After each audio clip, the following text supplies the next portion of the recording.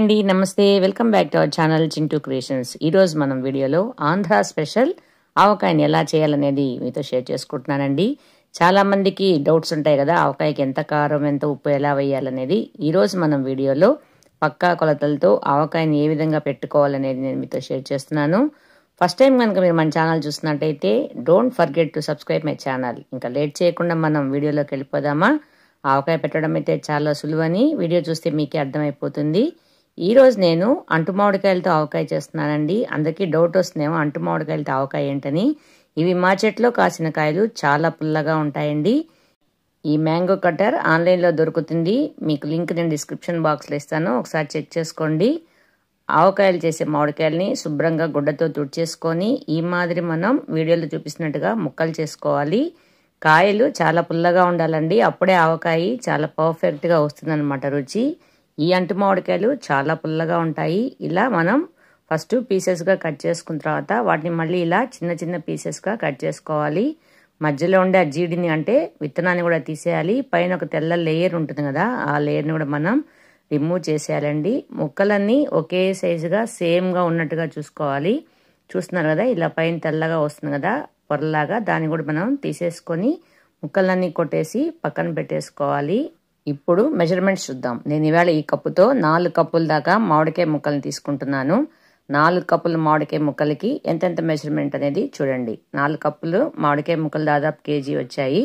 1/4 kilo ఆవాలు తీసుకొని బాగా ఎండలో పెట్టి వాటిని మిక్సీలో వేసి పౌడర్ చేసి పక్కన పెట్టుకున్నాను. ఈ కప్పుతో 1 కప్పు మనకి ఆవపిండి తీసుకోవాలి. 1/4 కప్పు ఉప్పు, 1 కప్పు ఫుల్గా మిరప్పొడి. మీరు మనకి సూపర్ మార్కెట్లో అంతా దొరుకుతుందండి ఆవకాయ మిరప్పొడి, అంటే ఈజీగా దొరుకుతుంది. ఇలా ఈ మూడింటిని తీసుకొని బాగా మిక్స్ చేసుకొని కొద్దిగా ఆయిల్ యాడ్ చేయండి. నేను ఇవాళ ఇక్కడ ఉదయం నల్లన్నయ్య వాడుతున్నాను. ఆంధ్రాలో మీకు పప్పు నూనె దొరికినా కూడా వాడుకోవచ్చు. దీన్ని కూడా కొద్దిగా ఆయిల్ వేసుకొని మిక్స్ చేసి పెట్టుకున్నారంటే ఆవపిండి అనేది మనకి చేదు రాకుండా ఉంటుంది అనమాట. జస్ట్ కొద్దిగా వేస్తే చాలు. ఇలా మిక్స్ చేసి పక్కన పెట్టుకోవాలి. ఇప్పుడు ఒక చిన్న బౌల్లో నూనె తీసుకొని పెద్ద బేసిన్లోకి మనం ఆవకాయ ముక్కలన్నీ రెడీ కోట్ చేసి వేసి పెట్టుకోవాలండి. ఇలా నూనె ఒక కప్పులో తీసుకున్న తర్వాత ఈ ముక్కలన్నిటిని కూడా నూనెలో ఒకసారి బాగా డిప్ చేసి వాటిని మనం ఈ ఉప్పు కారం ఆవపిండి ఉండే ట్రేలో వేసుకొని ఇలా కోట్ వేసినట్టుగా వీడియోలో చూపిస్తున్నట్టుగా మీకు ముక్కకు బాగా అంటుకునేట్టుగా తీసుకొని ఈ బేసిన్లోకి తీసుకోవాలి. ఇలా మనం కట్ చేసి పెట్టుకున్న ఆవకాయ ముక్కలను అన్నిటినీ కూడా ఇలా ఉప్పు కారం తగిలేట్టుగా కోట్ చేసి పక్కన పెట్టుకోవాలండి. మొత్తం ప్రాసెస్ అంతా మీకు జస్ట్ ½ an hourలోనే అయిపోతుంది. చూసారా, అన్ని ముక్కలకి ఇలా కోట్ అయినట్టుగా వేసి పక్కన పెట్టేసాం కదా. ఇప్పుడు మిగిలిన ఆవపిండి ఉప్పు కారం కూడా పైన మనం చల్లేసుకోవాలి. అప్పుడే మనకి ముక్కలన్నీ బాగా పిండితో ఉన్నట్టుగా తెలుస్తాయి అన్నమాట. ఇప్పుడు మనం డిప్ చేసిన ఆయిల్ కొంచెం మిగిలి ఉంటుంది కూడా, దాన్ని కూడా వేసేసుకొని మిగతా ఆయిల్ని కూడా మనం మొత్తం దీనిలో పోసేసుకోవాలి. తర్వాత 1 స్పూన్ మెంతుల్ని కూడా పైన చల్లినట్టు వేసుకోవాలండి. నాకు ఇవాళ దాదాపు 1/4 కిలో దాకా ఆయిల్ పట్టింది. మీరు తర్వాత కావాలంటే అడ్జస్ట్ చేసుకోవచ్చు. ఇలా మెంతుల్ని కూడా వేసేసి బాగా మొత్తం మిక్స్ చేసేసి ఒక మూత పెట్టేసి దాదాపు 1 or 2 days ఇలాగే ఉంచేయాలండి.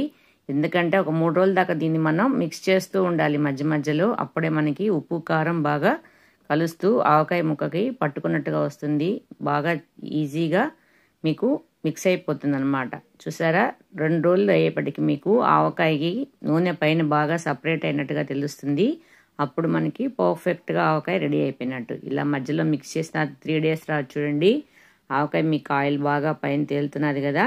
ఇప్పుడు మనం ఇంకొకసారి బాగా మొత్తం మిక్స్ చేసేసుకొని దీన్ని మనం ఒక గ్లాస్ సీసాలో కానీ ఒక జాడీలో కానీ పెట్టుకోండి. ప్లాస్టిక్ వాటిలో పెట్టుకున్నామంటే మనకి కొద్ది రోజులకి స్మెల్ వచ్చినట్టుగా వస్తుంది. నేనైతే ఇవాళ జాడీలోకి దీన్ని ట్రాన్స్ఫర్ చేసి పెట్టుకుంటున్నాను.